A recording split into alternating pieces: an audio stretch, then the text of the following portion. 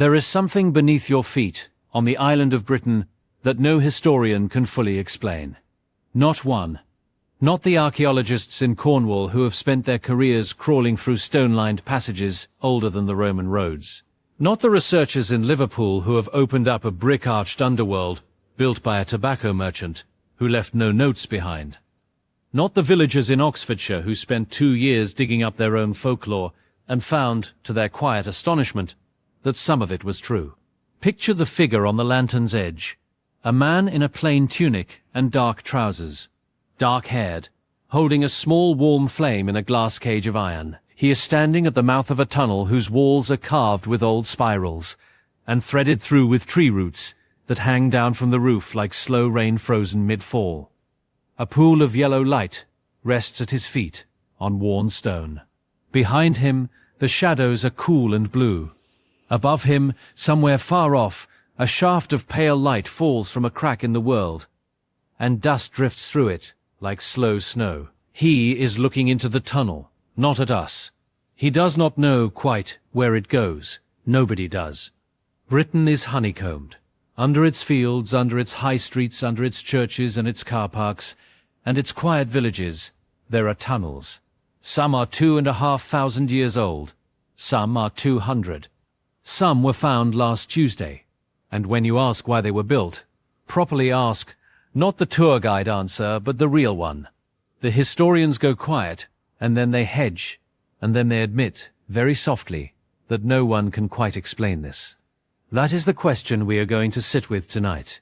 Why did people, across so many different centuries and so many different corners of these islands, keep digging tunnels no one now understands?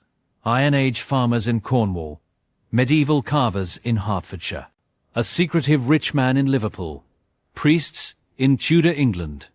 Why? Before we go any deeper, one small thing, and then I will leave you alone. If you are watching this to fall asleep, that is exactly why I make these videos. If that is useful to you, you might consider subscribing, so the next long quiet one finds you when you need it. And down in the comments, tell me where you are right now, and what time it is. I like to imagine the map of us, all these little lit windows scattered across the world, listening to the same story about the same dark tunnels, together and separately, in the middle of our own private nights. And there is no need to keep watching the screen. You can close your eyes now if you want. You can let the room go dark around you. The voice will keep going gently for a long time. You will not miss anything if you drift off in 10 minutes, that is good. If you drift off in an hour, that is good. Sleep is not failure here. Sleep is the point. The tunnels will still be here in the morning. They always are. To understand why this island is so full of tunnels no one can quite explain, we have to do something very simple.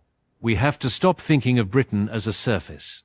We have to stop thinking of it as fields and roads and market towns laid out flat under a grey sky. That is the version we see. That is the version printed on the maps. But the maps are, in their quiet way, a small omission. They show us the top layer, the thin skin of the thing, and they leave out almost everything underneath. So imagine, for a moment, that we could turn the country transparent. Just for tonight. Just for this slow walk together. Imagine the fields going soft and see-through, the hedges dissolving, the pavements becoming glass. And then imagine what we would see below. Stone-lined passages curving under Cornish meadows, chalk chambers under Hertfordshire market squares, brick arches under the Liverpool terraces, roots and voids, and shafts and forgotten stairs. A whole second country, older in places than the country above, running in threads and pockets and quiet rooms beneath everything we call Britain. That is where we are going, slowly, one thread at a time. And we are going to begin in the far southwest, on a peninsula of granite and gorse, in a green field belonging to an estate called Warren, where the ground opens up into something that was already old, when Julius Caesar was still a boy in Rome. I want to spend some time now on a place in Cornwall called Halliday, because it is one of the best places to start a story like this. 1. It is not the most famous underground site in Britain. It is not the deepest, and it is not the strangest. But it is one of the oldest, and it is one of the most patient, and it has been sitting in its green field on the Lizard Peninsula for something like 2,500 years, waiting quietly for anyone who might want to come and try to understand it. So we go there first. We go slowly. We do not need to solve it tonight. We only need to sit with it for a while. Haligi Fogu lies on the Trello Warren estate, near the village of Morgan, in the far southwest of Cornwall, on the Lizard, which is that broad, low, gorse-covered peninsula that hangs off the bottom of the county, like the last thought at the end of a long sentence. It is farming country. It is hedge and pasture and small lane. Nothing about the field above the Fogu announces itself. There is a low green rise, a wooden marker, a wire fence, some sheep. If you were walking the coast path and cut inland, you might pass within a few yards of it and never know. The word we use for these places is Fogu. It is a Cornish word, and it comes from the older Cornish word ogo, which simply means cave. That is worth pausing on for a moment. It is a local word from a local language, for a very local kind of thing. Fogus are, so far as we can tell, an almost exclusively Cornish phenomenon. Around 14 of them are currently known, and every single one sits within the boundaries of Cornwall. Nothing quite like them turns up in Devon, or in Somerset, or anywhere further east. Whatever they were, they belonged to this one corner of the island.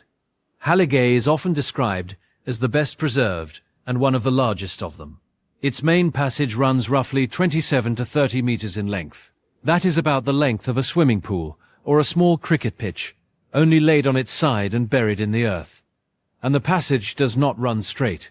It curves, gently, deliberately, in a soft bend, as though the builders wanted the far end hidden from the near end, as though whoever entered was meant to lose sight of the daylight before reaching the darkness proper. The age of it is the part that quietly rearranges your sense of scale. Halligay is Iron Age, roughly 2,400 years old. That places its construction in the centuries before Rome ever set a sandal on British soil. Before Julius Caesar was born. Before most of the languages currently spoken in Western Europe existed in any form we would recognize. When Halligay was new, there was no English. There was no French. There was no Welsh, not in any settled sense. There were only the older Celtic tongues, and the people who spoke them, and the reasons they had for digging this stone corridor into a Cornish field. The way they built it is worth describing patiently, because the effort involved tells you something. They dug a deep trench in the ground, by hand, with the tools available to them. Then they lined the sides of that trench with large stone slabs, carefully fitted, upright, one against the next. Then they roofed the whole thing with massive capstones, some of them over a meter across, weighing several 100 kilograms apiece. And then, when the walls were up and the roof was on, they backfilled the earth over the top. They put the field back, they put the grass back. From above, when they had finished, the ground looked ordinary, perhaps a low mound, perhaps nothing at all. But underneath, hidden, was this long curving stone-lined corridor. Halligay also has features that only make the puzzle stranger. Branching off the main passage are narrow low-side tunnels, sometimes called creeps in the Fogo literature. They are so tight that a modern adult has to crouch or sometimes crawl on hands and knees to move through them. Where they go, and why anyone would want to go there, are questions to which we simply do not have confident answers. Why they built any of this, in fact, no one has quite settled. It is one of those small mysteries the island has never given back. Dating a place like Halligay is its own quiet craft.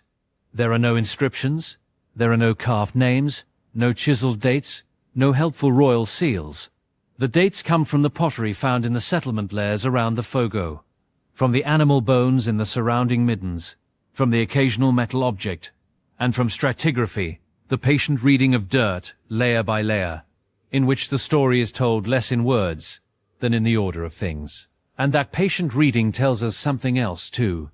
Some Fogas show evidence of continued use into the Roman period, and possibly into the early medieval centuries. So the later people, the Romans, the post-Roman Britons, did not fill them in. They did not seal them up as strange relics of a superseded age. They kept using them. For what, again? We do not know. You will hear people say, quite confidently, that Fogus were built as hiding places, refuges in case of raids, somewhere to tuck the women and the children and the valuables when trouble came over the hill. It is a reasonable guess. It is the guess most of us would make on a first visit. But the archaeologists who spend real time in these places tend to be a little more careful. The entrances are often awkward, sometimes obvious. The visibility is poor. You could hide in a fogu, certainly, but you could also be trapped in one, and the more the specialists look, the less it feels like a defensive design. So we hold that theory gently. We do not put it down entirely. We just do not lean on it too hard. Stand in the field above Haligier on a soft grey Cornish afternoon, and you get nothing from the surface. A little wind carrying the smell of the sea, gorse in bloom or nearly, sheep somewhere on the slope, hedges of blackthorn and hawthorn, a low sky, nothing hinting at what is beneath your boots. And then you find the entrance, tucked in, unassuming, and you step down, and everything changes. Inside, the stone walls are slick with underground moisture, cool to the touch, close on either side. There is a smell of wet stone and old soil, faintly mineral, faintly green. Light, whether from a torch or a lantern or the phone in your hand, falls in a small pool and does not travel far. Sound behaves strangely. Footsteps go muffled. Small drips carry oddly along the curve of the passage, so that you cannot quite tell where they are coming from. And above you, close above you, are the capstones. Enormous, dark. You can reach up and touch one and feel 2,500 years of stillness pressing quietly back down. In the cold months, your breath shows faintly in the beam of the light. In summer, the passage stays cool. In winter, it stays mild. The temperature inside a fogu barely changes across the year, and that alone is one of the few honest clues we have to what these places might have been for. A cool store, a ritual space, a refuge from weather rather than from raiders. Perhaps all of these, at different times, in the same stones. The truth is that Haligier holds its own council. It has held it for a very long time. But Haligier is only one fogu. It is one passage, in one field, on one estate, on one peninsula. And a few miles away, tucked into the granite country near a village called Sancreed, there is another fogu, and this one is not simply a passage in a field. This one sits at the heart of a whole vanished village, and the village, in its own quiet way, tells us as much as the tunnel does. So we will leave Haligier behind now, gently, with the sheep still grazing above it, and the capstone still holding, and we will walk west across Cornwall to see it. Carnuni sits near a village called Sancreed, in the far west of Cornwall, not far from the sea. If you follow the small lanes out past the last of the hedges, past the granite gateposts, and the fields the wind has been shaping for a very long time, you come at last to a low rise where the ground opens into the outlines of a settlement that has not been lived in for the better part of 2,000 years. The walls are barely knee-high now in places. Gorse has grown into the corners of what were once houses. Heather softens the lines, but the shape of the village is still there, patient in the turf, waiting for a slow visitor to read it. Carn Uni was an Iron Age settlement, and more precisely, a courtyard house settlement, a style particular to this westernmost strip of Cornwall. In a courtyard house, small round or oval rooms open inward onto a shared open space, so that each dwelling is not a single hut, but a little cluster of chambers around a paved yard. Standing there today, you can pick out those clusters if you take your time. A low curve of stone here, a doorway there, its threshold worn. A hearth shape, a drain. The site is now looked after as a heritage attraction, and visitors are free to walk among the walls, moving slowly from one house to the next, before descending, when they are ready, into the fogu. Because there is a fogu at Carnuni, and this is the important thing. It is not out in an empty field, apart from human life. It is folded into the settlement itself. It sits right where the people lived and worked, and cooked and argued, right where they slept and where they buried their dead. To reach it, you are already inside the village. You are already standing among the outlines of their kitchens and their doorways. And then, quite suddenly, the ground opens. The main passage is a little shorter than the one at Haligi, though it is built in much the same way. Stone-lined walls, great capstones overhead, a gentle curve, so that the eye cannot see all the way through at once. But Khan Uni has something Haligia does not, and it is the feature that specialists have puzzled over for a very long time. Opening off the main passage is a round chamber, a corbelled space, its stones laid in tightening rings, spiraling up toward a small closure at the top, like the inside of a stone beehive. There are few real parallels for it anywhere in Britain. Pottery from the site places its main life in the Iron Age, with a reuse into the Roman period, so that the fogu and the houses above it saw generations pass. The people who lived here were farmers. They kept cattle and sheep on these windswept hills. They grew grain in small fields tucked behind the shelter of stone banks. They made pottery, coarse and useful. They had iron blades and bronze ornaments, small bright things that occasionally still surface in the soil. They traded, in a modest way, along the Atlantic coast, moving tin and hides and probably a great many things we can no longer recover. And they did not write. Nothing they wrote, if they wrote, has come down to us.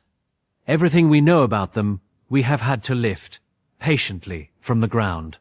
So when we come to the round chamber, we come to it without their voice. We come to it only with its walls.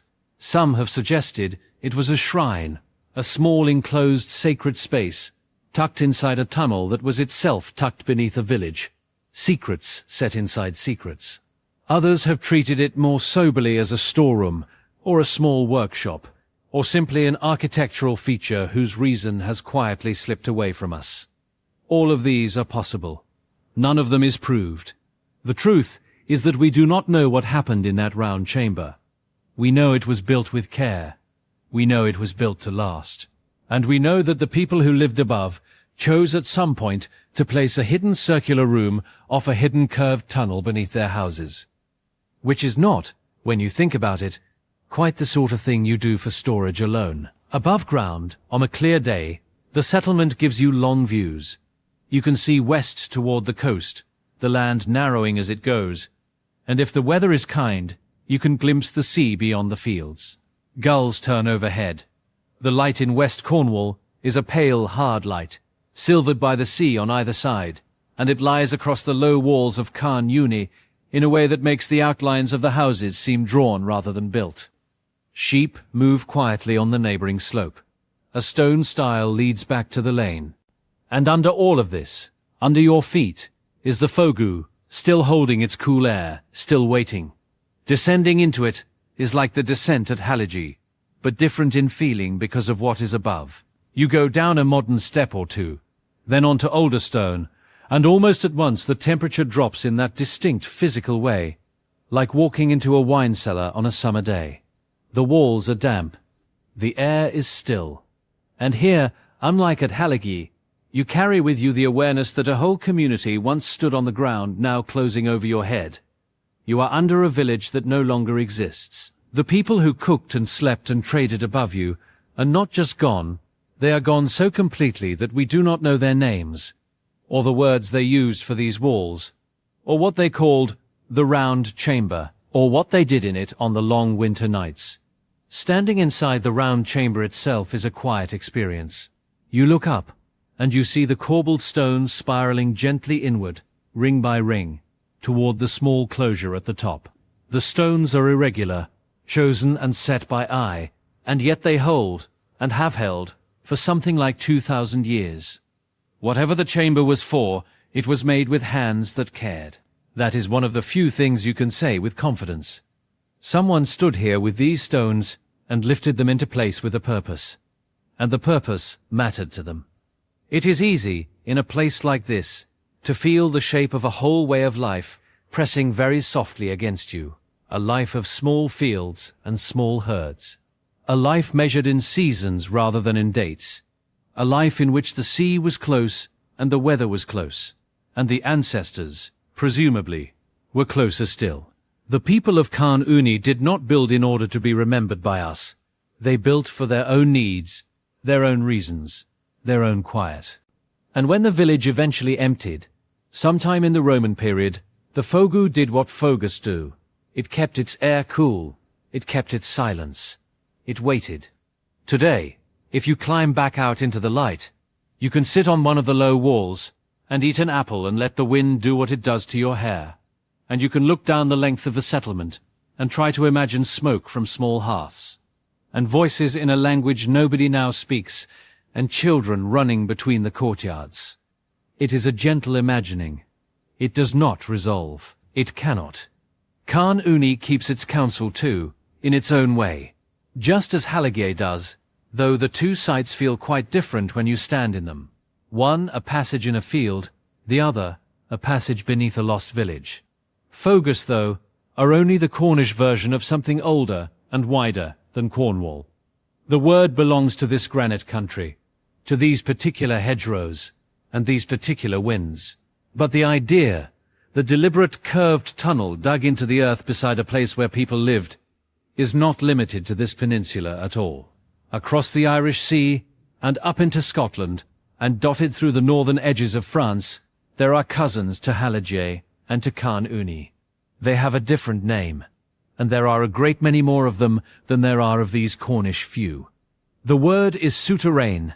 It comes from the French sous, under, and terrain, ground. Underground, which is not, I admit, a very poetic name. But it does the job, and it has the advantage of being honest. It tells you exactly what the thing is, and refuses to speculate about what it was for. In the study of these tunnels, that kind of restraint is often the only honest posture left to us. A souterrain, then, is a man-made underground structure, usually a passage with one or more chambers, sometimes short, sometimes long, generally stone-lined, generally roofed with heavy slabs, and generally covered over with earth, so that from above you would hardly know it was there. They are found across a broad arc of Atlantic Europe. They appear in Ireland in very large numbers, where hundreds are known and mapped, and where more are still occasionally being found by farmers whose ploughs drop suddenly into an empty space. They appear in Scotland, especially in the northeast, in Angus and Aberdeenshire, threaded through the fields in quiet clusters. They appear in Cornwall where, as we have said, they go by a different name. And they appear in Brittany, on the far side of the Channel, in that other granite country, facing the same grey sea. The distribution, then, follows the western coasts, the long Atlantic edge of Europe, the countries and regions we sometimes call, a little loosely, Celtic. The word Celtic has to be handled with some care, because it has meant different things at different times, and can lead a person into arguments they did not intend to have. But for our purposes tonight, it is enough to say that these tunnels cluster where the sea is close, where the wind comes off the water, where the fields are small and the stone is near the surface. That is where people at some point decided to dig. They are broadly contemporary with the Cornish fogus. Many of them belong to the Iron Age, the last few centuries before the Common Era, and the first few of it. Some may be a little later, still in use into the early medieval period, at least in Ireland. The dating is not always tidy, and the tunnels tend to outlive the settlements above them, so what you are dating is often the last time someone left something inside, rather than the day the first stone was set. The construction is much the same from region to region. A trench is dug, the sides are lined with stone, sometimes very carefully, sometimes more roughly. Slabs are laid across the top, and the whole thing is buried under earth. Some are only a few meters long, no more than a short crawl. Others exceed 20 meters, curving and turning underground. The Scottish souterrains tend to be longer and lower than their Irish cousins, sometimes so low that a modern visitor has to stoop the whole way. The Irish ones can be more elaborate, with multiple side chambers branching from the main passage, and occasionally a false floor, a stone slab set at a level that hides a further drop below. In Scotland especially, the souterrains often lie right beside, or directly beneath, the roundhouses of the Iron Age communities that built them, in exactly the way that the Khan Uni passage sits beneath its village. Someone stepped out of their house, walked a few paces, and went down. Whatever the tunnel was for, it was not far from daily life. It was part of the household, or part of the settlement's shared fabric, and not something set apart in a distant sacred place. Some Irish souterrains contain what are sometimes called guard chambers, small rooms just inside the entrance, occasionally with narrow gaps in the stonework that could, in theory, have served as arrow slots or spy holes. The interpretations vary. Some archaeologists read them as defensive. Others suspect the narrow slots had more to do with ventilation, or with letting a person inside see who was approaching without being seen themselves. It is possible they were all of these things at different times, or none of them in any strict sense. The tunnels do not tell us. They only present the shape, and leave the reasoning to us. There is one archaeologist I would like to bring in here, because his register on these questions is a very calm one, and worth borrowing. His name is Andy Jones, and he is among those who have worked closely on Phogus and their wider kin, and thought about what these places might once have meant. He uses a phrase I find quietly moving. He speaks of them as fragments of lost religions, not lost cults, not lost sects, lost religions. Whole systems of meaning, complete in their own time, coherent to the people who lived inside them, that ended without leaving a note behind. No scripture, no liturgy, no named gods that we can point to with confidence. Only the shape of the passage in the ground, and the effort it took to build it. That phrase, lost religions, seems to me to catch something important. It refuses the tidy modern instinct to reduce the tunnels to a single function, a single use, a single answer. It admits, instead, that we are looking at the archaeological remnant of a way of thinking, and that the thinking itself is gone. Because, of course, the temptation is to unify. Some writers over the years have wanted to see the Atlantic souterrains as evidence of one great vanished religion, a shared belief system running from Cornwall to Ireland, to Scotland to Brittany, everyone digging the same kind of hole for the same kind of reason. It is an attractive idea in its neatness. Mainstream archaeology, though, resists it, and probably rightly. The passages are similar in engineering, yes, but each region has its own patterns, its own local variations, its own likely meanings. What they clearly share is technique, a knowledge of how to line a trench with stone and roof it, and bury it so that the roof holds. What they meant, in the minds of the people who used them, is likely to have differed from place to place, and even from generation to generation within a single place. And yet the idea sits there, quietly, and will not quite go away.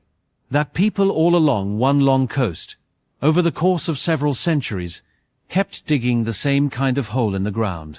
That has to mean something. What it means, we cannot quite say.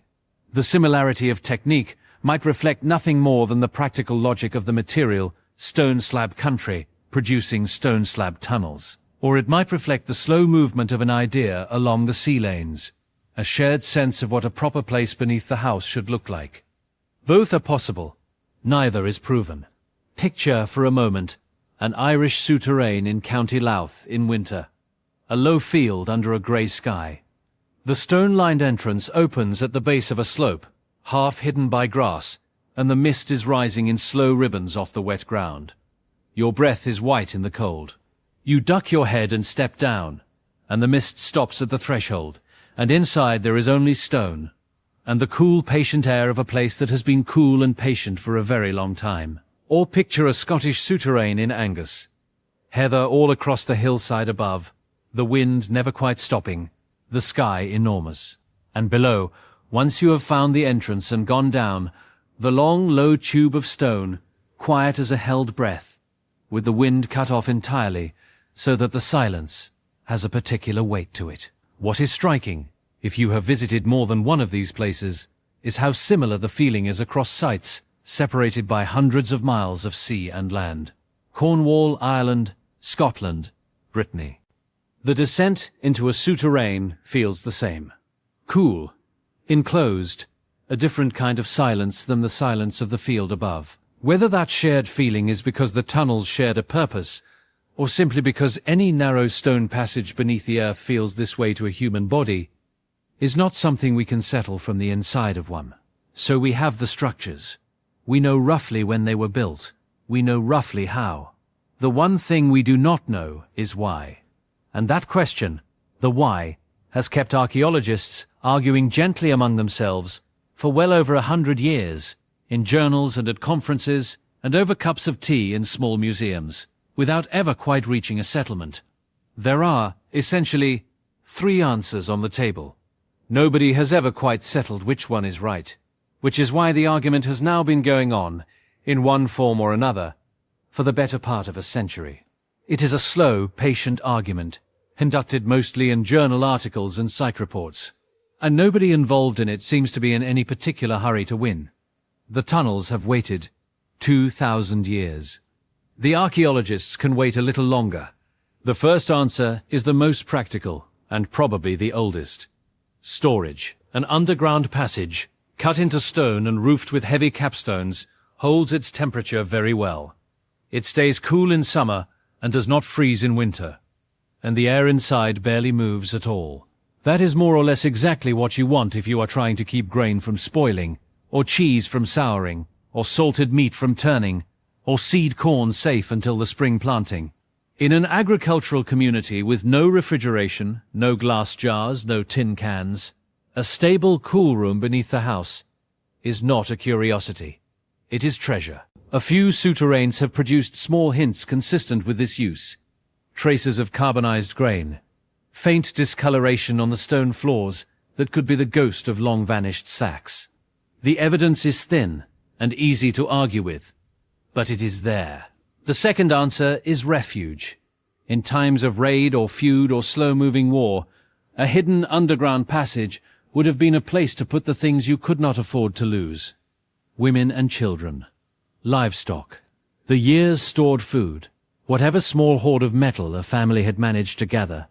A narrow entrance is easier to defend than an open door, and a curved passage cannot be shot down from above, and someone with a spear at the mouth of the tunnel is a much more serious problem than the same person standing in a field.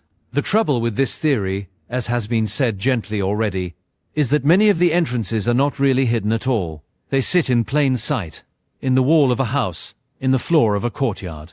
And once you are inside, and someone has found the way in, you are not so much sheltered as sealed up. The third answer is ritual. That Phogus and souterrains were sacred or ceremonial spaces, places for seasonal rites, for offerings, for coming-of-age ordeals, for keeping the turning of the year, perhaps places where the living went to speak, in some form to the dead. This is the most speculative of the 3 answers, and also, in the more recent literature, the one that has been quietly gaining ground. It has gained ground not because anyone has found a smoking altar or an unmistakable inscription, but because the other 2 answers, taken alone, keep leaving small remainders behind. Details they cannot quite account for. And then there is the sensible middle position, which is that all 3 answers are probably right at once. There is an archaeologist called Strachan who has spent time with these places, and his answer is, I think, the one that fits best. Quote, I think they are multi-purpose, maybe seasonal as well. Maybe you use them for storage. Then when you do not need them for storage, you use them for ceremony. End quote. Which is, I suspect, closer to how these things really worked. Because real human spaces are almost never single-use. Think of a modern kitchen. It is a place where we cook, yes, but it is also a place where we talk, and argue, and pay bills at the table, and hold small children on our hips, and grieve, and laugh, and stand in the dark drinking a glass of water at 2 in the morning. A medieval parish church was a place of worship, but also a place of village meetings, of small trade, of shelter in bad weather, of gossip on the porch. Rooms take on the shape of the lives that pass through them. A fogu may have been a granary in autumn, when the harvest came in and the sheaves had to go somewhere. And then a shrine at midwinter, when the sun sat low and the year turned on its hinge. And then, in the year of a bad raid, a place to hide in. There is a folkloric layer to all of this too, older than the archaeology, and quieter. Some writers, especially in the Cornish tradition, have described fogus as thresholds. Places set between the world of the living and the world beneath it. Places where you might go to speak with the dead, or to listen for them. This is not a claim mainstream archaeology can support. There are no inscribed altars in Phogus, none of the clear votive deposits, the little bronze figurines and folded coins, that mark out a Roman shrine. What there is, and only this, is the shape of the space itself, and the way that shape makes a body feel when it goes inside. That is not, on its own, evidence. Feelings are not evidence. But feelings, over a long enough time, become part of the record too. A place that has felt sacred to visitors for 2,000 years is at least a place that was built to produce that feeling, which is its own kind of clue, even if it will never stand up in a peer-reviewed paper. So let the three uses sit together for a moment, and let the year turn through them. Picture a fogo in autumn, at the end of harvest. The sheaves of wheat and barley are being stacked along the length of the passage, up against the cool stone walls. The smell inside is sweet and dusty, the honest smell of drying grain, and the temperature is exactly right, and the mice, who are not fools, are kept at bay by a well-fitted lid and a watchful dog. The tunnel is doing its ordinary, useful, unmysterious work. Now picture the same tunnel at midwinter. The grain has been used through the darkest weeks, and the passage stands mostly empty. A small fire has been lit at its mouth, or just inside. The flame is low, but it is enough. Shadows move on the great capstones overhead. Long shadows, slow ones. Voices are raised, not in shouting, but in something older, in a language that has no living descendants, and whose meanings we can only guess at. Whatever is being asked for, or offered, or remembered, is being asked, and offered, and remembered here, in this narrow stone room, because this is the room that has always been used for such things. And now picture the same tunnel in a bad year, a year of raiding along the coast. A family, hurried, is inside, quiet breathing in the dark, a child's hand held very tight in the hand of an older sister. The sound, muffled by the earth above, of horses passing across the field. A pause, and then, slowly, the horses moving on, and then, later, the long, careful wait before anyone dares to climb back out. One tunnel, 3 lives, the same stone walls each time. This is not an exotic idea. It is simply how rooms work, when rooms are made by people who cannot afford to build a separate room for every separate need. The fogu was a granary and a chapel and a hiding place.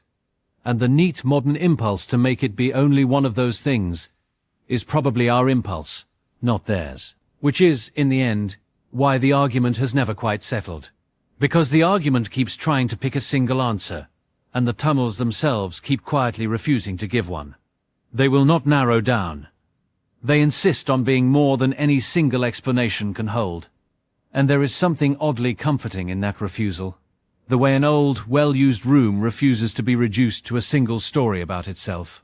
But the argument about the Cornish tunnels, ancient as they are, is only one small argument in a much larger story. Because the tunnels beneath Britain do not stop in the Iron Age. They keep on happening. They happen in the medieval centuries. They happen in the Tudor period. And they happen, most strangely of all, in the early 19th century, in the middle of an industrial city, under the streets of Liverpool, at the direction of a very rich and very peculiar man.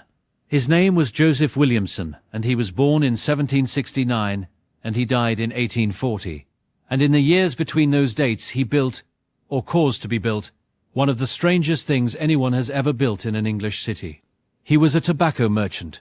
He made a great deal of money in the late Georgian trade of Liverpool, at a time when that city was rising fast on the back of shipping and commerce, and all the restless energy of a port with the whole Atlantic in front of it. He married into a further fortune, and with all of that money and all of that time he settled on the eastern edge of the growing town, in a district called Edge Hill, and he began to dig. He dug, or paid others to dig, for something like 30 years, from the early years of the 1800s through into the 1830s.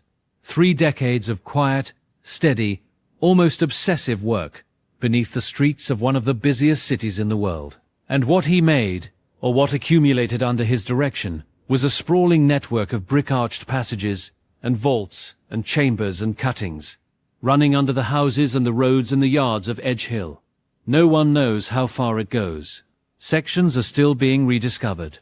Modern volunteers, working in head torches, clear away the infill and find another arch, another passage, another chamber that no living person had walked into for 150 years.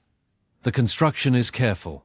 The arches are made of handmade Georgian brick, red and dusty and warm to the touch, laid in patient courses by workmen who knew their craft. Some of the passages are tall enough to walk through easily, 3 meters or more from floor to keystone. Others narrow into crawl spaces, low places where a person has to bend, and then kneel, and then wriggle. There are rooms shaped like the naves of small churches. There are corridors that turn a corner and simply stop, as though the digging had been abandoned, or as though the reason for it had never been shared with the man wielding the pick. One of the more careful modern readings of all this comes from a researcher named Bridson, and his interpretation is worth sitting with, because it is quieter than the more romantic ones. Bridson has argued that the ground beneath Edge Hill was not virgin earth when Williamson arrived. It was already pitted, already hollowed out, perhaps from earlier small-scale quarrying, perhaps from other industrial workings, the kind of thing that a rapidly growing town covers over and forgets within a generation. Williamson's real trick in this reading was not so much to dig as to arch. He roofed the existing pits with brick vaults. He filled above the vaults with rubble, and in doing so he turned uneven, unsellable ground into level building plots, which, in a booming Georgian city, was worth a great deal. Seen that way, some of the tunnels are simply a byproduct of speculative building. Cover the pit, level the ground, sell the plot. It is a tidy and unromantic explanation, and it seems, for parts of the network, to be broadly right. But it does not cover everything. There are chambers that go far deeper than any leveling would require. There are passages that lead nowhere obvious at all. There are arches built with a fineness and an elaboration that no landfill ever needed. Somewhere in the middle of the practical work, something else was happening. Something Williamson never quite explained, because he did not explain it. That is the strange, still center of the whole story. He left no diary. He wrote no clear letter to a nephew or a friend saying, "This is what I meant, this is what it was for." Everything we think we know about his motives comes from inference, from gossip, from the recollections of contemporaries who did not themselves entirely understand him. He was a private man in a public trade. He kept his own counsel, and when he died in 1840, he took whatever the real answer was with him, and left the rest of us with several miles of brick tunnel and a question. The theories, as they have gathered over the years, tend to arrange themselves into 3 shapes. The first is philanthropic. It is said, and it may be true, that Williamson employed men who might otherwise have found themselves jobless after the Napoleonic Wars, when soldiers came home to a city that did not quite have work for all of them. Give them tasks, the argument goes. Dig here. Build an arch there. Move that pile of rubble to this other place. Whether the task made strict economic sense mattered less than the wage at the end of the week. It is a kindly picture, and there may well be truth in it, though we should hold it gently rather than firmly. The second theory is more unusual. It has been suggested, though never proven, that Williamson was a devout man of somewhat particular convictions, and that he was building a private underground world for reasons connected to his faith. Perhaps in anticipation of some coming disaster. Perhaps because the vaults meant something to him that he never chose to put into words. This is the fringe reading, and it should be held very lightly indeed. But it lingers, because the elaborate chambers do not quite fit the tidier explanations, and because human beings, when they dig for 30 years without saying why, tend to be doing more than one thing at once. The third reading is the Bridson one, already sketched. Prosaic engineering, plus eccentricity, plus enough money to indulge both, without ever having to answer to anyone. The truth is probably a little of each of these, and probably other things we cannot now guess at. Williamson kept his own counsel. He was, as has been said, a private man in a public trade, and the tunnels, whatever they were meant to be, outlived his ability to explain them. What happened next is almost sadder than the mystery itself. Through the later 19th century, many of the tunnels became landfills. Practical, ordinary, unglamorous landfills. Householders in the streets above tipped their domestic rubbish down into them. Broken pottery, glass bottles, clay pipes, the refuse of daily Victorian life, and, the record is fairly frank about this, human waste as well. Locals complained about the smell. Authorities eventually sealed many of the entrances, or filled them, or built over them. Streets were laid, new houses went up, the whole extraordinary underground world went quiet, and then went forgotten for the better part of a century. The rediscovery began late, mostly in the closing decades of the 20th century, when volunteers and heritage groups began the slow, patient work of clearing sections out. They come up from those long-buried arches with the small archaeology of ordinary Liverpool lives. Victorian ink bottles, still with a trace of dried ink crusted in the bottom. Fragments of blue and white transferware, the patterns still clear where the mud is brushed away. Clay pipe stems, snapped off and dropped 130 years ago by someone whose name is not remembered. The rubbish of one century becoming the treasure of another, which is more or less the ordinary rhythm of urban archaeology. Above the tunnels, meanwhile, the city has always simply carried on. Narrow Georgian streets, brick terraces, laundry lines strung between windows. The soot of a growing industrial town, then the soot of a great Victorian one, then the quieter smoke of a modern one.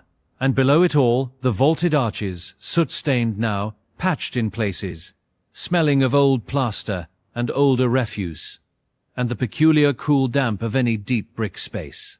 Volunteers with head torches step around rubble, and every so often one of them turns a corner in a newly cleared passage and finds a chamber the size of a small church, silent, brick-ribbed, going nowhere at all. And they stand for a moment, and they listen to the way the space swallows the sound of their own breathing, and they do not quite know what to make of it.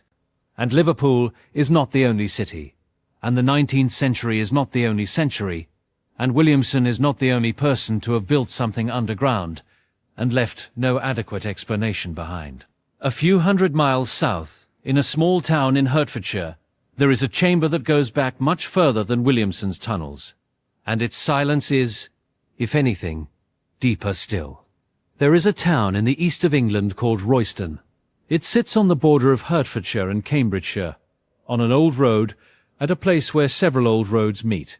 The old road is Ermine Street, the Roman way that once ran up from London toward Lincoln and York, and it crosses, at Royston, an even older track called the Icknield Way, which the antiquarians have long insisted is prehistoric. So the town is, in the deepest sense, a crossroads, and has been a crossroads for as long as anyone has bothered to keep count. And it is directly beneath that crossroads, in the soft white chalk that underlies most of this corner of England, that the chamber we are concerned with was cut. It is called, simply and rather flatly, Royston Cave, though cave is not really the right word, because caves are made by water and time, and this one was made by human hands. It is bell-shaped. That is the essential fact. Imagine the inside of a large church bell, hollow, tapering, and then imagine it turned upside down and sunk into the ground, and you have more or less the shape of the space. Roughly 8 meters high, though the figure varies a little depending on which survey you read, and small in circumference at the top, and wider at the floor, so that a person standing at the bottom and looking up sees the walls curve gently inward overhead, into a domed vault. The walls are carved. That is the other essential fact. Cut into the soft chalk, at about head height and a little above, are figures in low relief. There are saints, or at any rate figures that look like saints, with halos and long robes. There are knights, or at any rate armored figures with swords and crossed arms. There are crosses of several different kinds, and smaller symbols whose meaning has been argued over for 200 years. Some of the carvings are worn almost smooth, so that you have to catch them in the right slant of light to see the shape at all. Others are still remarkably sharp, the edge of a cheekbone or the fold of a sleeve as crisp as the day the chisel left it. Most scholars place the carvings and the main period of the cave's use in the 13th or 14th century. That is the high medieval period, the age of pilgrimage and parish churches and cathedral spires, the last centuries before the Black Death of 1348 arrived and rearranged everything.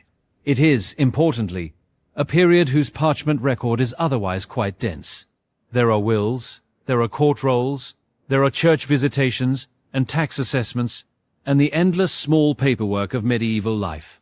And in all of it, in the surviving documents of Royston and of the wider county, there is not one surviving charter, deed, or chronicle that mentions the cave. No priest wrote it down. No landlord recorded its ownership. No traveller passing through the crossroads paused to note that beneath the street there was a chamber full of saints. Whoever made the cave, whoever used it, whoever prayed or gathered or lit candles in it, they did not put its existence in writing. It slipped, therefore, quite entirely out of local memory. When it was rediscovered in the 18th century, it was rediscovered by accident. Workmen digging in the marketplace broke through into empty air, lowered someone down, and found the bell-shaped chamber with its carved walls waiting patiently in the dark. By then no one in the town could say what it had been. The people who knew were centuries gone and had left no forwarding note. Today you reach it by a small building at street level and a modern staircase that drops down through a vertical shaft in the chalk. The change is immediate. The air cools by several degrees. It becomes dry and faintly powdery and very still. The sounds of the street above thin out and then vanish. And then the shaft opens, and you step onto the floor of the chamber, and you look up, and the space opens above you like the inside of an upturned vessel. In low light, which is how the cave is best seen, the carved figures do a curious thing. They seem to lean forward slightly from the chalk. Their eyes, which are only shallow depressions cut into the stone, sit deep in shadow.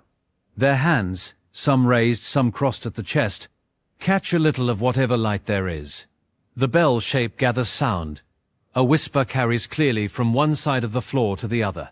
A candle flame, once lit, stands almost perfectly straight, because there is no wind down here at all, and no draught, and nothing to disturb the air but the breathing of whoever has come to look. As for what the cave actually was, the honest answer is that we do not know, and that the theories have multiplied to fill the silence. For well over a century now, the most popular of those theories has attached itself to the Knights Templar, the medieval military order founded in the 12th century and suppressed in the early 14th. The carved crosses have been read as Templar crosses. The knightly figures have been read as Templar knights. The very hiddenness of the place has been read as evidence of a secret order using a secret chamber, and a great deal of popular writing has grown up around this idea. The historian Dan Jones has stated on the record that there is no evidence linking the site to the Templars. The story is, in his words, a romantic 21st century invention, which is a very tactful way of saying, more or less, that it is not true. The Templars, as an order, kept meticulous records of their properties in England, and Royston is not among them. The iconography in the cave, on closer study, is broadly typical of medieval Christian devotion generally, and not specifically of the order at all. The theory is attractive, and it sells books, and it draws visitors, but the parchment does not support it. Other explanations sit more quietly and more plausibly in the space the Templar story leaves behind. It may have been a hermit's chapel, a small private devotional space carved out of the chalk by a religious solitary, or by a small lay community that wished to pray away from the noise of the market above.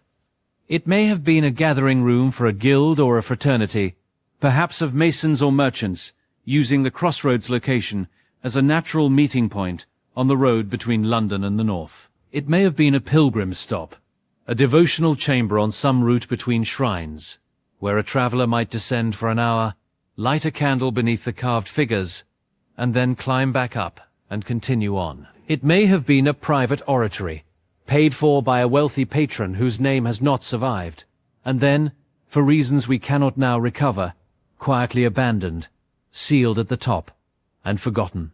None of these can be proven. The cave keeps its ownership secret, and it seems content to do so. What survives is the shape itself, the bell in the chalk, and the ring of figures at head height, and the peculiar cool stillness of the air. A visitor stands on the floor and looks up, and the carved saints look back with their shadowed eyes, and the candle stands straight, and the whisper carries around the curve of the wall and returns from the other side almost as clear as it left. It is a strange thing to consider that in a period so thoroughly written down, In a country so densely parcelled by clerks and lawyers and tax collectors, an entire underground chapel could be cut, decorated, used, and then dropped out of the record so completely that even the townspeople above forgot it was there. And yet that is what Royston preserves. Not an answer, but a chamber. Not a document, but a wall of faces. Royston at least has its carvings. Its stone speaks, even if what it says is not always clear. But there are other tunnels, in other towns, that have not left even that much. That have left only rumours and stories passed down at kitchen tables, for generations, until quite recently, when some patient people in one particular village decided to stop wondering and go and look. Bloxham is a village in the north of Oxfordshire, on the edge of the Cotswolds, the sort of village that a visitor might pass through in an afternoon and remember only as pale stone and a large church tower. It sits on the slow rise of land where the limestone belt begins to fold westward. Its cottages built from the honey-coloured Cotswold stone that seems to hold the last of the sunlight long after the sun itself has gone. There is a fine medieval parish church at the heart of it, with a tower and a spire that can be seen from the fields around, and a scatter of lanes hedged high with hawthorn and hazel that slope down between the houses toward the older centre. It is a quiet place. It is not the sort of place that a person would expect to hide anything at all. And yet, for generations, Bloxham has told stories about what lies beneath it. In the pub, at kitchen tables, between grandparents and grandchildren, the village has passed along the same rumour in different forms. There were tunnels, people said. Tunnels running from the church to the manor house. Tunnels from the manor house to the old coaching inn. Tunnels from the inn to the rectory, and from the rectory back to the churchyard again. The stories were told the way village stories tend to be told, half believed and half not, offered with a shrug, as if the teller was simply reporting something the walls themselves had said. Nobody could quite prove them. Nobody quite disproved them either. And so the tunnels of Bloxham lived in that peculiar middle country, between folklore and fact, for a very long time. Then, in recent years, a resident of the village named Dave Green decided that he would like to know, along with a small group of neighbours, he spent 2 patient years actively looking for physical evidence of the passages the stories described. There was nothing glamorous about the work. It was not television archaeology. It was torches and borrowed maps and cellars examined with the permission of their owners. It was old floor plans laid out on kitchen tables, and gardens walked slowly with pencil and notebook, and the occasional arrangement where the equipment could be found for someone to listen to the ground. And, over those 2 years, they found things. Sections of an underground network beneath parts of the village. Real masonry passages, built of dressed stone with worked corners and deliberate lines. Not natural caves, not badger sets, not the collapse of an old drain.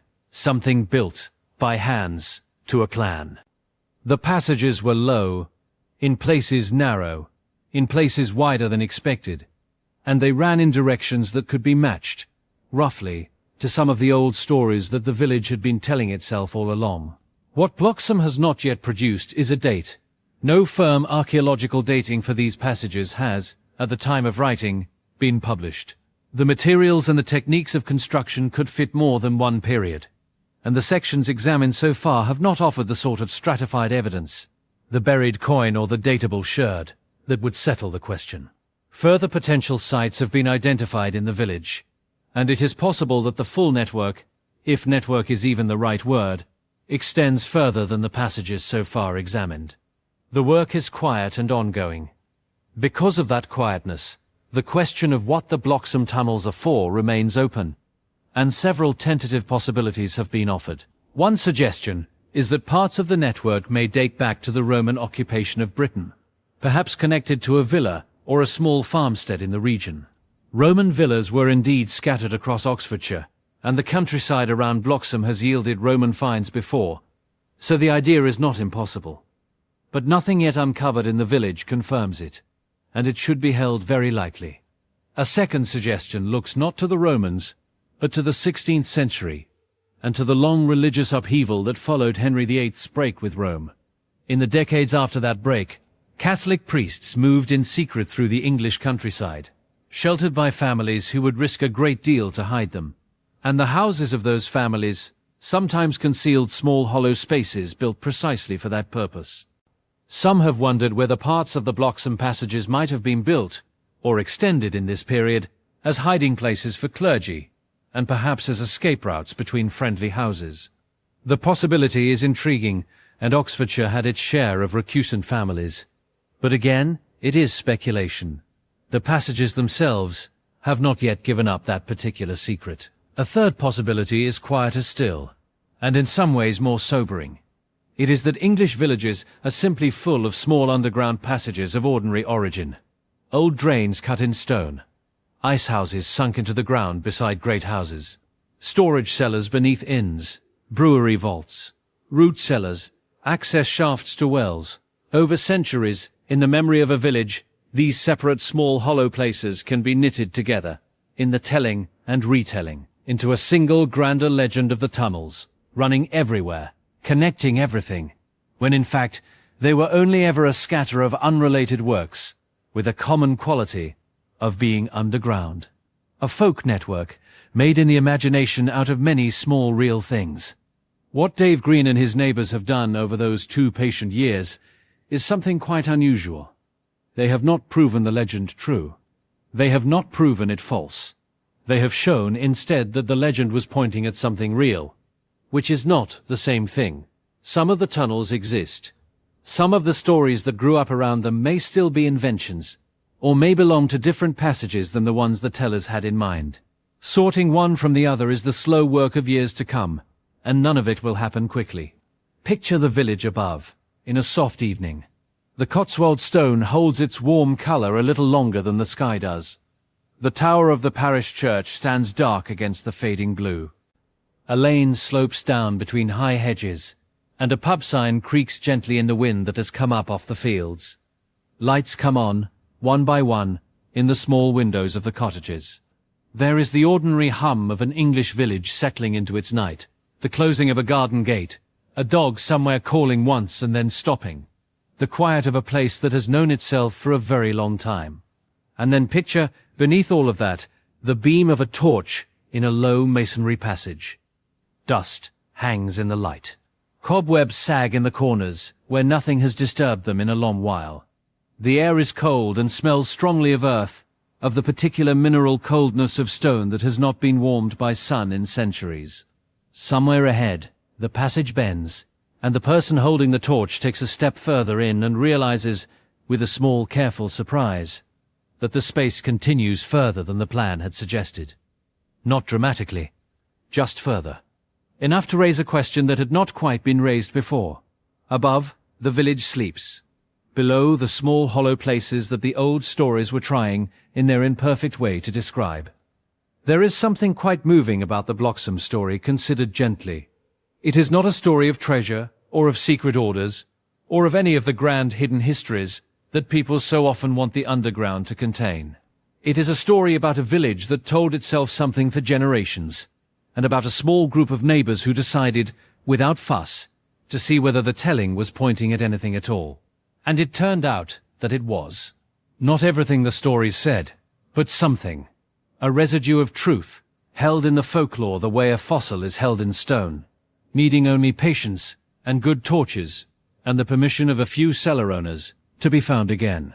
Bloxham is a small case. A few passages under one Oxfordshire village, still being catalogued, still without firm dates, still keeping most of their own counsel. But sometimes, small cases point at larger ones. Because in the same year that Dave Green began his patient search beneath his village, a group of surveyors in a field in Wiltshire were dragging a piece of equipment slowly across the grass, and reading the traces it left on their screen, and finding in the chalk beneath them something they had not been expecting at all. Ground-penetrating radar is a quiet instrument. It is not glamorous. It is a small device, wheeled slowly across a field on what looks like a lawnmower frame, sending pulses of radio wave down into the earth and reading what comes back. There is no drama in its use.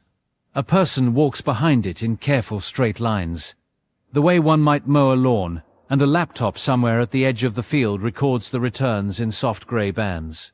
Most of what it finds is nothing. roots, rubble. The faint ghost of an old drain. The instrument's patience is one of its virtues. It asks very little of the ground, and the ground, on most days, tells it very little in return. But in 2017, in a field in Wiltshire, the returns were not nothing. Wiltshire is the county that also contains Stonehenge, and Avebury, and Silbury Hill, and much of the densest prehistoric landscape in Britain. It is a place where the surface of the ground is already crowded with meaning, and where the subsurface has long been suspected of holding more than the maps admit. On the screens that summer, the surveyors began to see linear features that did not belong to any known service, any known building, any known geology. Dark bands, running in patterns too regular for nature. Voids in the chalk, beneath the pale green grass.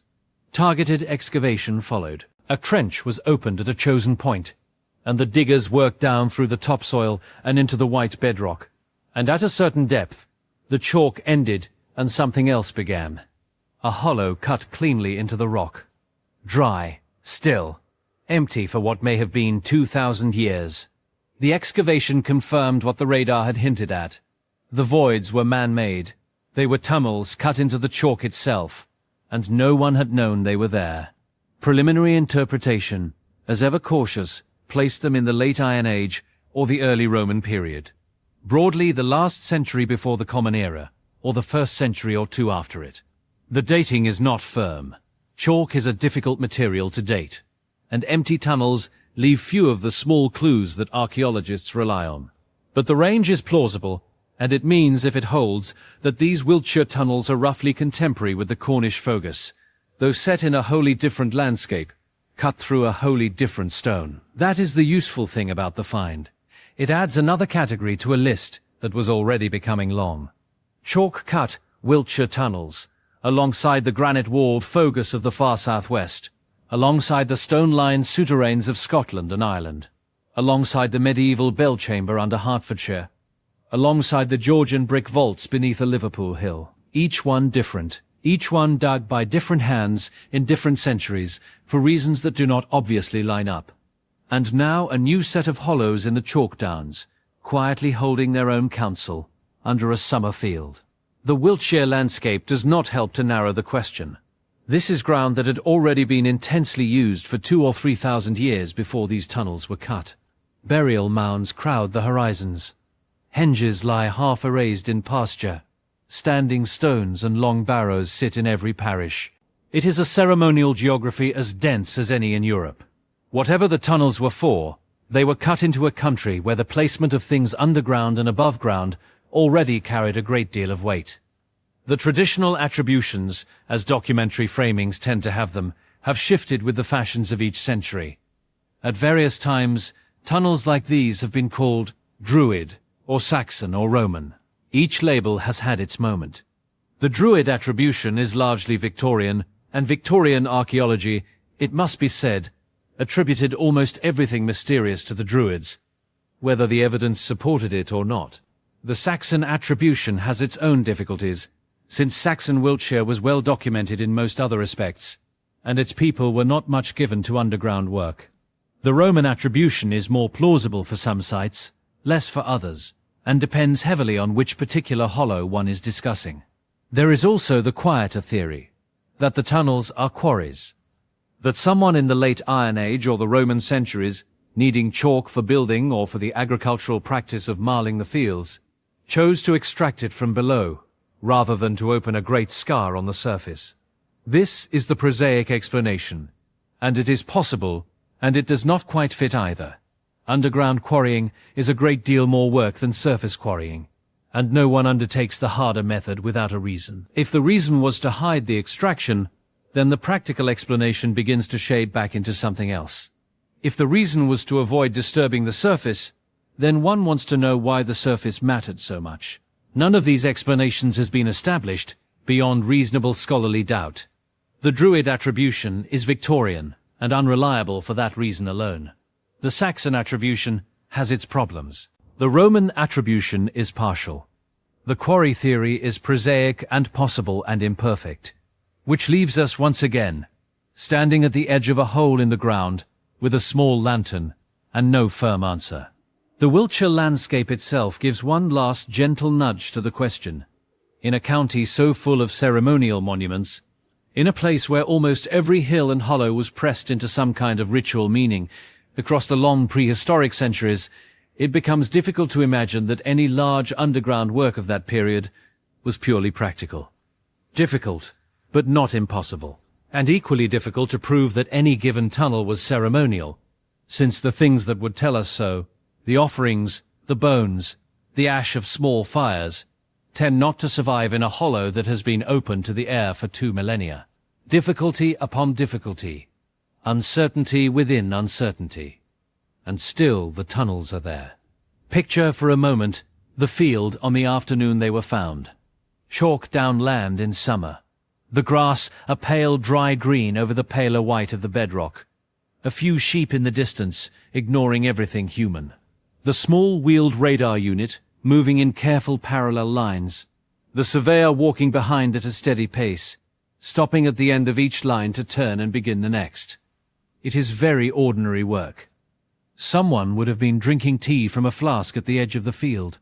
Someone else would have been noting the coordinates in a book. And on the laptop, band by band, the record of what lay beneath was quietly assembling itself, until the patterns became too regular to ignore, and one of them said to the others, "This is not natural, this is cut." And then the trench, some weeks later. The topsoil pulled back in careful layers. The chalk beneath worked with lighter tools, and at the depth the radar had predicted, the chalk giving way to nothing at all. A void, cut cleanly, the tool marks, where they survived, small and rhythmic on the walls. A tunnel that had waited, empty and dry, through the Roman withdrawal, and the Saxon centuries, and the Norman conquest, and the reformations, and the Industrial Revolution, and 2 world wars, and every ordinary year of every ordinary century in between, entirely unattended, entirely unremarked, and now suddenly known again. There is a particular quiet in that kind of discovery, not the drama of gold, or of bones, or of an inscription that changes a book, just a hollow in the chalk, where no hollow had been recorded, a confirmation that the ground under a familiar field was less familiar than anyone had supposed, that there was, once more, an old dark space beneath the grass, and someone long ago, with reasons that had not travelled forward with them, had spent a great deal of effort making it. So we have chalk voids in Wiltshire, brick vaults in Liverpool, a bell chamber in Hertfordshire, Fogus in Cornwall, souterrains under Scotland, and passages, apparently, under a Cotswold village whose grandparents already knew about them. The list is long, and that is only counting what has been dug out and studied, in the small handful of places where anyone thought to look. Under our largest cities, in the years since Williamson set his labourers to their unexplained work, the digging has continued, and continued. Its scale is not always easy to grasp. There is a number I want to give you, and I want to give it to you gently, because it is the sort of number that goes strange in the mind if you look at it too directly. In 2017, data released by the Land Registry, and reported on at the time, suggested that beneath the City of London, there runs something in the region of 4 million kilometres of underground networks and telecommunications lines. 4 million kilometres. It is a figure that resists being felt. It sits on the page as a row of digits, and the mind quite reasonably slides off it. So let me place it beside 2 other numbers, softly, just for a sense of proportion. The distance from the Earth to the Moon is roughly 384,000 kilometres. The distance around the Earth's equator, taken as a single line, is roughly 40,000 kilometres. The tangle of cables and pipes and conduits and ducts beneath a single English city, taken end to end, would loop the equator 100 times over, and reach the Moon many times, and still have kilometres to spare. It is not a distance a person can picture. It is not meant to be pictured. It is simply the accumulated length of everything humans have laid down under. One place, over a long time, without ever pausing to add it all up. Some of it is old and well known. The London Underground Railway, whose earliest line opened in 1863, running steam trains beneath the streets of a city that had never seen such a thing. The Victorian sewers, designed by Joseph Bazalgette in the 1860s, After the Great Stink of 1858, brick vaults on a scale that still carries the city's waste today. Gas mains, water mains, telephone cables, electrical grids. All of these are documented, mapped, catalogued in offices where engineers know, more or less, what lies where. But then there are the others. Networks built by the post office, back when the post office ran the national telecommunications system, laying its own cable runs through its own tunnels for its own reasons. Networks built by British Telecom, its successor, extending and adapting what had been begun. Networks built by the Ministry of Defence for reasons of state, in decades when reasons of state were rarely discussed in public. Many of these were constructed quietly or classified at the time, and their layouts do not appear on the maps that ordinary citizens can consult. They exist, they function, they carry cables, and in certain cases they carry people. They are simply not shown. This is not, in the strictest sense, an unexplained tunnel of the kind we have been walking through. The Ministry of Defence knows what its own passages are for. British Telecom knows what its cable runs do. The information exists somewhere, in a filing cabinet or on a secure server, in the keeping of the organizations that made them. It is not lost, it is only withheld. And yet, from the point of view of a person walking along a London pavement on a Tuesday afternoon, holding a coffee, waiting for the lights to change, unaware of what threads run beneath their shoes, the modern network belongs to the same quiet family as the fogu in a Cornish field, and the bell chamber under Royston, not because it is ancient, because it is hidden. Because the ground beneath a familiar surface is doing work that the surface never advertises. There are rumors, of course. There have always been rumors. Rumors of deep government tunnels linking Whitehall to secure sites elsewhere in the city. Rumors of Cold War bunker networks laid down in the anxious decades of the mid-20th century, when planners in quiet offices imagined the worst and prepared, so far as anyone could prepare, for it. Rumors of shelters beneath particular buildings, of stations that appear on no timetable, of doors in underground platforms that maintenance workers pass without comment. Some of these rumors, over the years, have turned out to be true. A certain number of Cold War installations have been declassified and are now, in a modest way, publicly known. Others are still, presumably, real. And still, presumably not for the newspapers. Whatever runs beneath the streets of Whitehall is not something the Ministry of Defence is going to tell us about tonight. Which is entirely fine. We do not need to know everything. We are only walking, gently, through the general fact that below London and below any large city, there is much more than we can see. There always has been. The Romans built sewers here, in the settlement they called Londinium, nearly 2,000 years ago. The Victorians dug their railways and their vast brick drains. And the 20th century, quietly, without much announcement, added a great deal more. Picture the two extremes, for a moment, at the same time. At street level, an ordinary Tuesday afternoon. Pigeons on the paving. A red bus easing to a halt. Someone crossing at a pedestrian crossing with a paper cup in one hand. The noise of traffic, the flicker of shop windows, the general soft chaos of a working city that has looked, in its essentials, this way for a long time. Then go down into one of Bazalgette's sewers, still in use after 150 years. Brick arches turning above the water, laid course by Victorian bricklayers whose names no one now remembers. Cool damp air with the particular smell of a working piece of engineering older than most nations still on the map. Water running steadily along the invert, catching the light where a manhole above lets in a narrow shaft of afternoon. The strange dignity of infrastructure that has simply done its job, without fuss, through world wars and prime ministers, and generations of people who never once thought about it. And then go elsewhere, into a modern service tunnel somewhere under the newer parts of the city. Concrete walls instead of brick. Fluorescent light in long strips. Cables in bundles running along racks fixed to the wall. Color-coded, labeled with small metal tags. Ventilation fans humming at a low, steady pitch. A maintenance worker in a high-visibility jacket, with a clipboard and a torch, walking a route they know well, checking a junction, noting a reading, moving on. Small, undramatic, part of a network that no single human being can now hold, in its entirety, inside their head. That is the thing that quietly matters. Not that the tunnels exist. They have to exist. A modern city cannot function without them. But that no one anywhere holds the whole picture. The knowledge is distributed. This company holds its own cable maps. That department holds its own duct plans. Another agency holds records that will not be released for another 50 years, or 100, or ever. If you took every map from every office and laid them all together on one enormous floor, you would still almost certainly have gaps. Passages that were dug and then forgotten by the organization that dug them.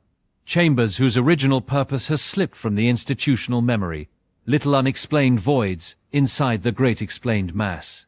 So the question we began with, about people digging tunnels no one can now explain, does not belong only to the deep past. It belongs, in a quieter way, to the present. Every large city carries its own version of it. Every generation adds another layer and forgets a little of the layer below. 4 million kilometers, under London alone, is only the current total. It will be more, next year, and more after that. And somewhere in that unimaginable braid of pipes and cables and conduits and voids, there will always be a passage whose paperwork has been lost, or a chamber whose builder retired without writing down what it was for. London is one extreme, a modern city with more infrastructure beneath it than any one person can now map. But the other extreme is, in its own way, just as interesting. It is not the vast, industrial underground of a capital city. It is the small, private underground. The single hidden room in a Tudor house, cut into the thickness of a wall or beneath a hearth, made for the concealment of one frightened person on one particular night. A different scale entirely. A different fear entirely. And Britain, it turns out, is quietly full of those as well. Not every tunnel is long. Not every hidden space is a corridor. Some of the most affecting ones, in Britain, are extremely small. Small enough that a grown person cannot stand up inside them. Small enough that the plan of the room, if you drew it on paper, would fit inside the palm of your hand. And yet, for the person who once needed them, those few square feet of concealed darkness were the whole of the world for a night, or for 3 nights, or for however long it took the search to move on. To understand these small spaces, you have to step for a moment into the 16th century. After the English Reformation, under Henry VIII, and then more sharply through the long reign of Elizabeth I, and on into the early Stuart years, the practice of Catholicism in England was hedged with law, and in places with real danger. To be a Catholic priest celebrating the old Mass in an English house could carry a penalty that reached as far as execution. And so priests were smuggled from house to house across the country, moving quietly between the estates of Catholic gentry who were willing to shelter them. Those households prepared for the possibility of a search.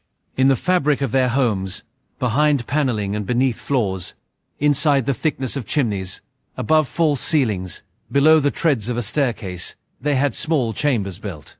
Priest holes, they came to be called.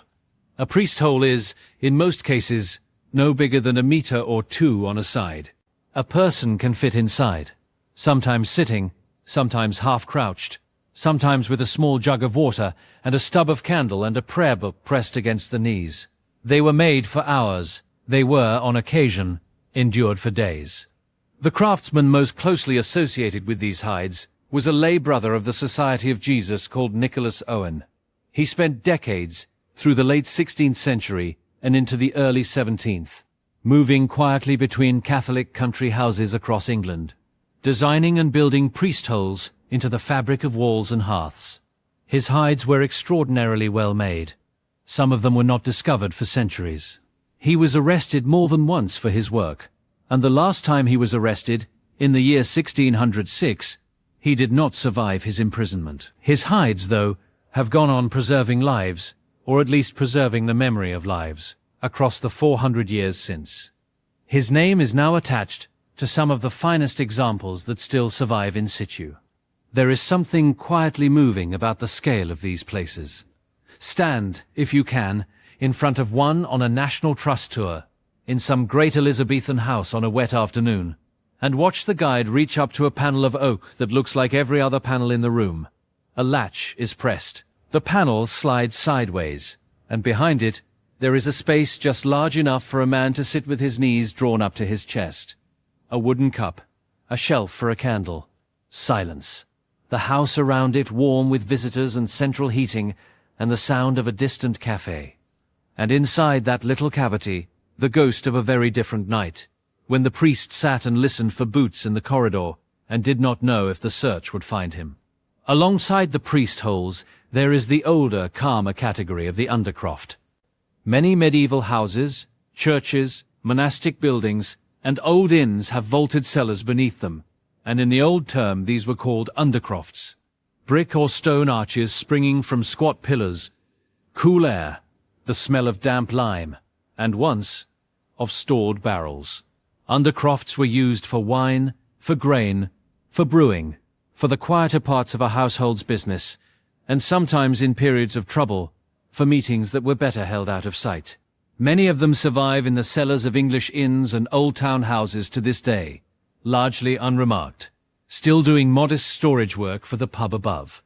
And this is where the folklore begins to weave itself in, because a vaulted cellar with a bricked-up doorway at one end looks to a later imagination exactly like the mouth of a hidden passage. Sometimes it truly was, one, a short link between two neighboring buildings, or a coal chute, or a drain. Often, though, it was nothing so romantic.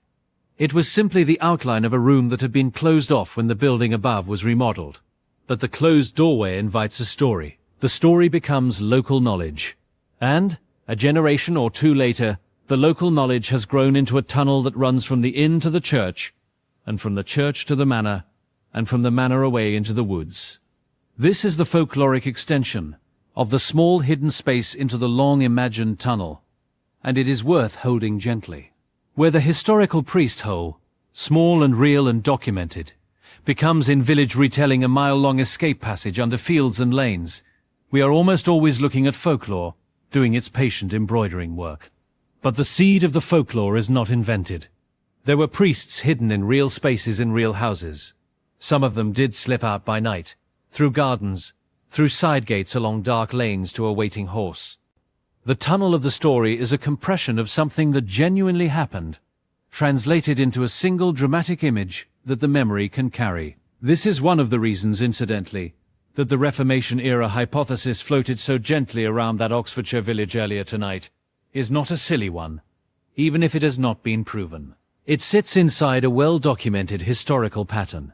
There were priests, there were hives, there were escapes. What the specific village would need is a specific link to a specific recusant family, and that link has not, so far, emerged from the parish records. The pattern is real. The particular case is unproven. Both things can be true at once. The wider point, though, and the one worth carrying into the last part of the evening, is that British houses, especially old ones, are full of small hidden spaces. Some of them are priest holes. Some are storerooms whose door was plastered over when a kitchen was rebuilt in 17-something. Some are the odd geometry of buildings that have been extended and remodeled and rebuilt so many times, over so many centuries, that the plan of the house now includes little pockets nobody remembered were there. A rewiring job in an old rectory will still from time to time uncover a cavity behind a wall that no one alive had any idea existed. Not sinister, not romantic, just forgotten. And it is worth pausing on that word for a moment. Forgotten, not lost, which suggests searching. Not hidden, which suggests intention. Simply forgotten, in the ordinary way that families forget, and households forget, and villages forget, over the long, slow turn of generations. A door bricked up because a new wing was easier. A cellar sealed because the stair became unsafe. A hide preserved because the panel was too handsome to disturb. Small kindnesses of neglect that leave, 4 centuries later, a little room waiting behind an oak wall for someone to find it again.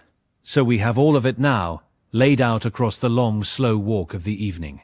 The Iron Age Fogus in Cornwall, with their curved passages and their creep tunnels.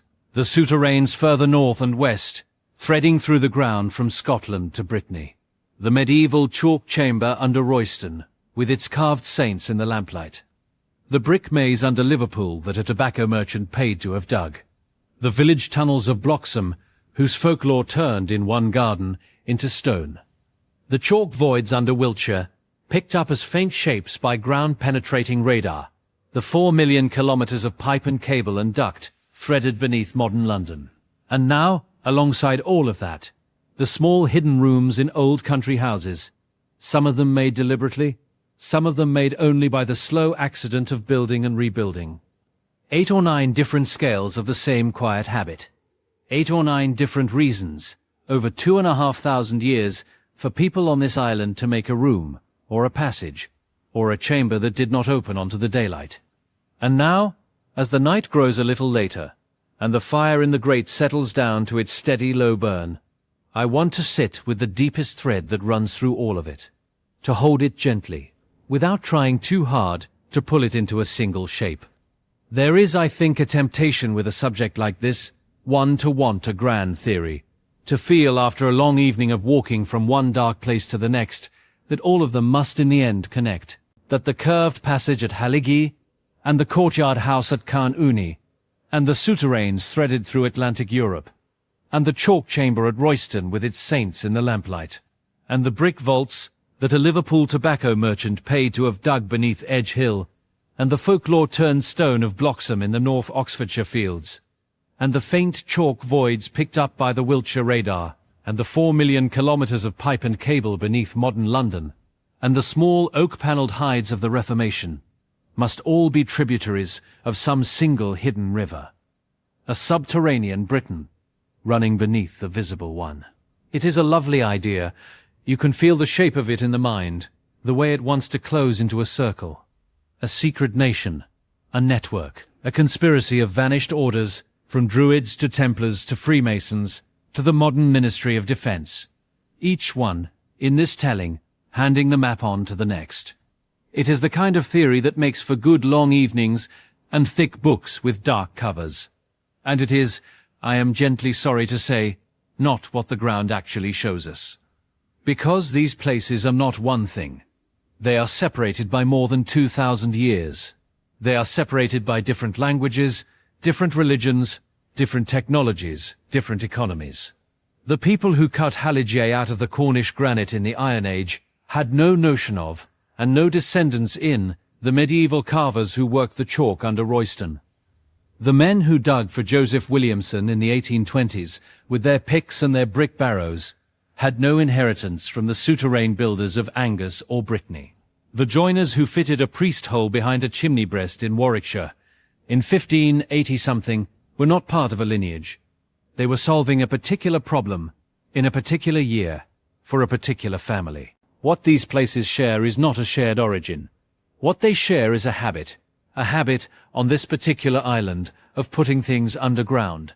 Grain, bodies, prayer, secrets, refuse, cables, fear, wealth, whatever the century needed to keep, or to hide, or to move, or to store.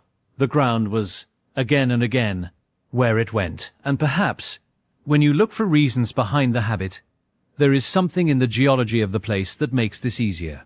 Soft chalk in the southeast, that a patient man with a pick can shape into a bell. Granite in the west, that splits along its natural planes into slabs the size of a lintel. Brick clay everywhere across the industrial Midlands, so that once the kilns were lit, the material for a vault was in effect endless. The stuff for tunnels was always here. That may be part of it. And perhaps there is something in the weather. Above ground, this island is often cold, often wet, often windy. Below ground, in a fogu or a souterrain or a cellar or a chalk cave, the temperature holds. The wind cannot find you. The rain becomes a soft, muffled sound through the stone. Perhaps a country of grey skies is a country that over long enough time quietly learns to keep some of its life below the roofline. Or perhaps it is simply that people, everywhere, have always dug, and we notice it here only because we notice everything here. Because the record on this island is dense. Because so much has been mapped, and museumed, and written down, and photographed and surveyed with ground-penetrating radar, and argued over in journals. Perhaps every country has its Halligier, and its Williamson, and its Royston, and we only see ours because ours have been catalogued. That is a real possibility. It is worth holding gently alongside the others. The archaeologist's phrase from earlier in the evening about fragments of lost religions comes back to me now, and I would like, softly, to widen it. Fragments of lost religions, yes, but also fragments of lost purposes, fragments of lost fears, fragments of lost economies, fragments of lost communities. Each tunnel is the surviving trace of something a group of living people once urgently or patiently or ceremonially needed. And the need is gone, and the tunnel is still there. That, in a way, is the whole shape of this subject. A shape older than any of the individual sites. And there is one more thought I would like to sit with, borrowed from another of tonight's archaeologists, the one who kept insisting that Fogus were used for many things. It generalizes easily. Williamson's tunnels were used for many things. Royston Cave was used for many things. Bloxham, when we finally know more, will almost certainly turn out to have been used for many things. Even the priest holes, made for one clear reason, ended up as coin caches and jewel boxes and children's hiding places and forgotten cavities behind a wall. Perhaps we cannot answer the question, why were the tunnels built? Because the question itself asks for a single answer that a real human life would never have given. The demand for one clear purpose is our demand, not theirs. To the people who built and used these places, it may not have been a mystery at all. It may just have been Tuesday, a place you went to store the barley, a place you went to shelter from the wind, a place you went to pray, a place you went because your grandfather went there, and you had never really asked why. And I find, sitting with that the figure at the mouth of the tunnel comes back to me, the one with the small lantern standing at the top of the carved passage, the roots hanging down through the stone. He is, in a way, all of us. Anyone who has ever stood at the edge of an old dark place with a small light and wondered what was inside. He does not go rushing forward. He does not need to solve anything tonight. He just stands there, holding his lantern, letting the light fall on the stone, letting the darkness beyond the light stay dark for a little while longer. That is, in the end, the truest picture of this subject. Britain in layers, fields above, hedges above, motorways and market towns and railway lines and playing fields above. And beneath the fields, in patches and pockets and threads, all the small silent rooms where people once did the things they needed to do. Not a single hidden nation, not a network. Just a patchwork, a quilt of little dark spaces, stitched into the ground over 2,500 years, by hands that mostly did not know about one another, for reasons that mostly did not survive. The tunnels beneath Britain, taken together, are not a puzzle we are going to solve tonight. They may not be a puzzle that anyone will solve, ever. Not because the answer is being hidden from us, not because there is some final locked door with the truth behind it, but because there was never one answer.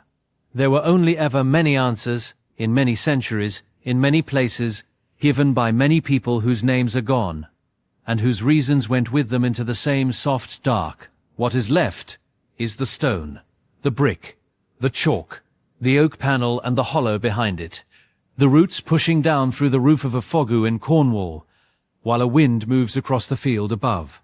And a farmer, 3 fields away, walks his dog and does not know, has never known, that beneath the grass under his boots, the passage is still there, still curving, still holding its slow, cool air, the way it has held it since before the Romans came. And that, in its own quiet way, is enough. It is more than enough. It is, in fact, most of what history ever is. Not the grand explanation, not the neat theory that closes the case, just the leftover shape of things that were, once, real. A worn threshold, a soot mark on a wall, a curved passage that ends in a small chamber, a brick arch under a Liverpool street, a chalk saint with his face gone soft, the shape of a need held in the ground long after the need itself has moved on into whatever comes next for such things. So it is late now, wherever you are, and whether you are still hearing this, or whether you drifted off somewhere back in Cornwall or in Liverpool or in that quiet field in Wiltshire, that is all right. The tunnels are still there.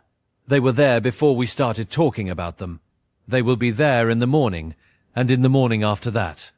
The people who built them are all gone. The Iron Age farmer who fitted the last capstone into place at Halligie and dusted her hands and climbed back up into the daylight. She is 2,500 years gone.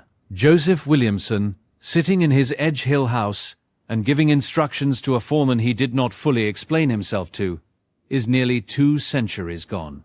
The medieval carver at Royston, working the chalk with a small chisel by lamplight, is 700 years gone. The villagers in Bloxham who first told the story about the tunnels are 5 or 6 generations gone. All of them are far away now, from your warm bed and your quiet room. All of them finished their work and put down their tools and let the world be dark for a while, just as you are letting the world be dark for a while now. You do not have to remember any of the names. You do not have to remember Halligie or Carn Uni or Trillawarren. You do not have to remember Williamson or Bridson or Andy Jones or Strachan or Dan Jones or Dave Green. Most of the names of the people who actually built the tunnels are not even known. They never were. If our names, all these hundreds of years later, drift away too, that seems entirely fair. There is no need to keep watching the screen. You can close your eyes. Sleep is not a failure here. Sleep is the point. There is no test in the morning. There is no thread you need to keep hold of. Whatever question we started with, up at the top of the evening, has been sitting quietly in the corner all this while, and it is still just sitting there, and it does not need you to solve it tonight. There was never one answer anyway. Only many answers, in many centuries given by many hands. You can leave it there. You can let it keep. If you would like to tell me, in the morning, where you were and what time it was when you drifted off, that is a small kindness. But you do not have to. You can just sleep. The lantern in the tunnel is still lit. The figure at the entrance is still standing there, in no hurry at all, in the small warm circle of his own light. The stone is still cool. The roots are still hanging in their slow rain. The spirals are still cut into the wall. And above him, above all of it, the fields of Britain are quiet in the dark, and the towns are settling, and the tunnels are keeping their long, patient silence, as they have kept it for a very long time already. Sleep well, from wherever this finds you. Good night.